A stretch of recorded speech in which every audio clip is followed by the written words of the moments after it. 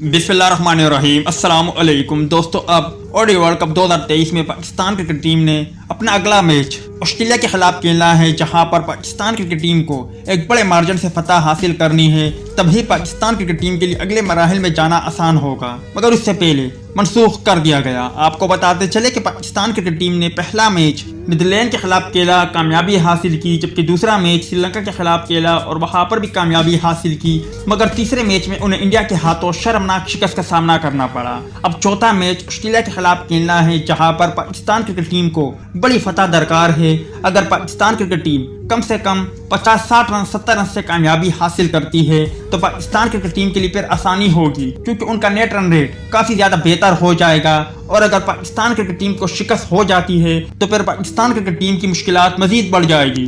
दोस्तों, पाकिस्तान अपना अगला मैच जुम्मे को 20 अक्टूबर को ऑस्ट्रेलिया के खिलाफ खेलेगा, जिसके लिए सख्त प्रैक्टिस की जरूरत है, मगर पाकिस्तानी टीम आज होटल में आराम करेगी। बताया गया है कि पाकिस्तानी टीम का आज शाम 6 से रात 9 बजे तक प्रैक्टिस सेशन होना था, जिसे मनसूख कर दिया गया। अब कल 2 से शाम 5 बजे तक प्रैक्टिस करेगी।